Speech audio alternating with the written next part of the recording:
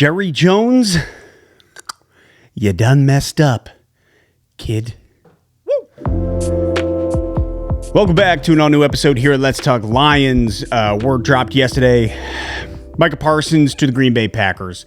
And I have a plethora of thoughts. But no thought that can't begin without the help of a little Founders all-day IPA. Because that's what Micah Parsons is making me want to do. Just drink all day.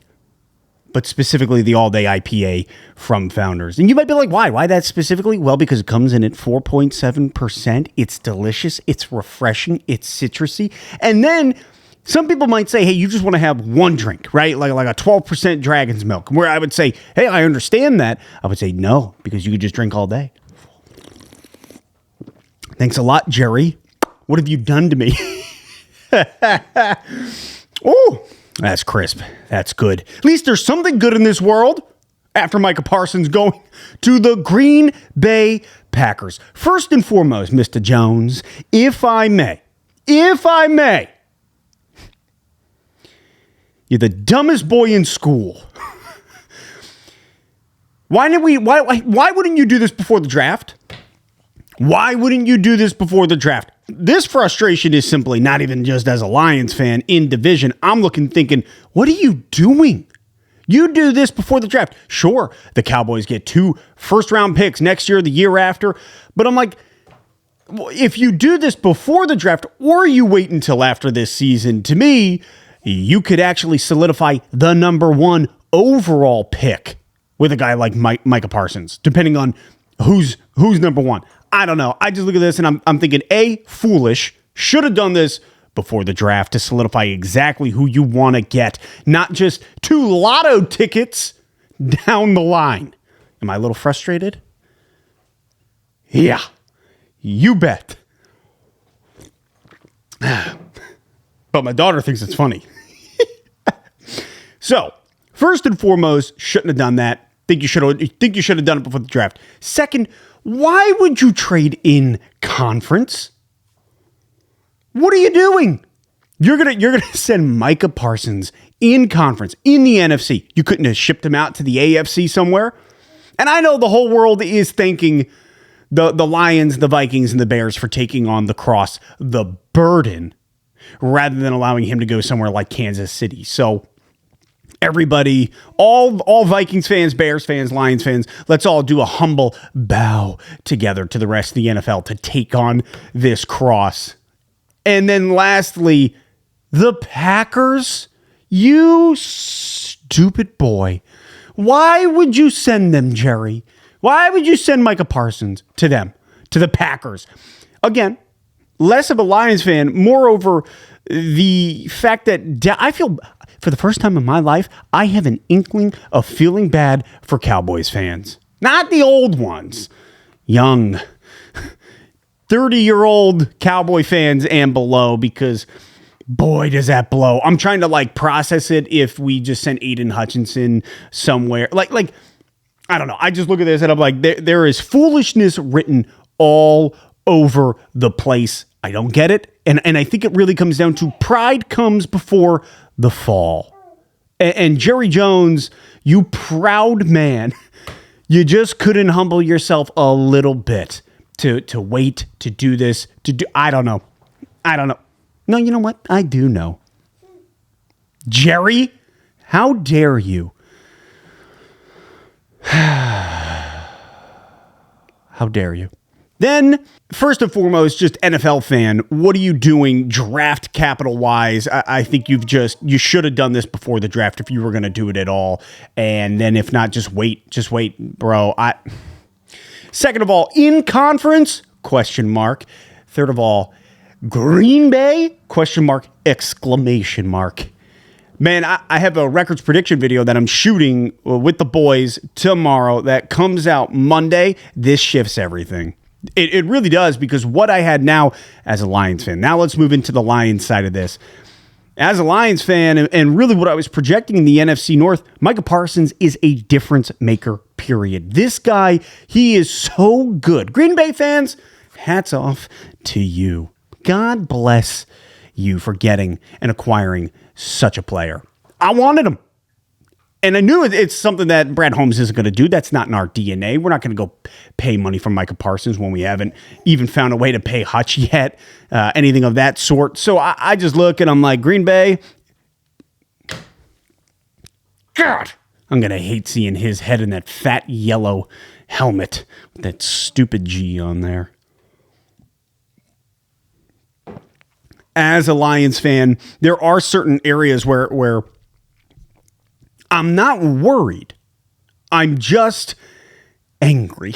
I'm angry that this is where he wound up. I will say, if there was one place in the NFC North for him to land other than Detroit, I would want it to be Green Bay versus Minnesota or Chicago. I think that would have elevated Minnesota and Chicago to a place of like, oh God, things are about to erupt. It's about to be Mount Doom up in here. But instead, when I look at Green Bay, what it has done is it makes Green Bay contenders for the division. It really does.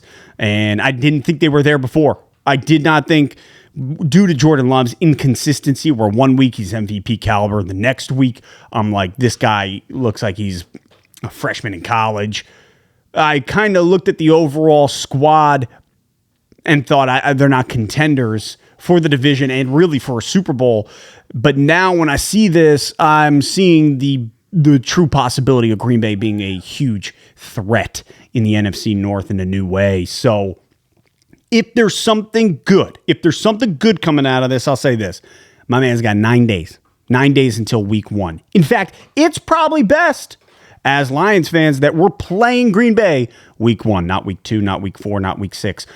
Week 1, Thanksgiving, those are our 2 games this year, and it probably works out best that he's got 9 days, technically 10 when the trade happened, but 9 days to acclimate, to get ready, to be prepared defensively coming up against the Lions, coming up against, and if I may just remind you, Lions fans, Penei Sewell and Taylor Decker. Listen, before people, and that's why I'm not worried. Before people start worrying, we have one of the best tackles in the game in Penei Sewell. One of the best, if not the best, like Penei Sewell, Protector of the Year award is this new thing this year. And he's the guy that I can see winning it out, just jumping out front. And for Micah Parsons to come here and have to, in 9 days, acclimate, get ready to face Penei Sewell and Taylor Decker, who, yeah, some people are going to point to and say he's 31, he's older. He's still phenomenal. He is still a phenomenal tackle. He is top tier. And Micah Parsons has got to get here. He's got to put on that dumb green and yellow and make his way through our O-line, specifically Sewell, Decker. And that gives me confidence. That does give me confidence. And it doesn't work. Does that give you confidence, baby girl? It does. It does. Confidence. And that's where I can look at this and say, okay, that's huge. The other big thing is, what else did Green Bay have to give up, right? 2 first rounds, 2026, 2027, and Kenny Clark. That is huge, Lions fans. That is huge because Kenny Clark has been a problem for the Lions. Huge problem for the Lions up front, interior, and now we could expect to see Montgomery be the cannonball that he is. The cannonball like in Mel Gibson's The Patriot. You know that one that goes blowing out in the middle of that one battle and it rips a dude's head off like real fast? And you got to kind of like be like, wait, let me rewind that. And you're like, oh my God, that guy's head just came flying off. I mean, Mel Gibson, love him or hate him, my man knows how to make a war movie. Am I right?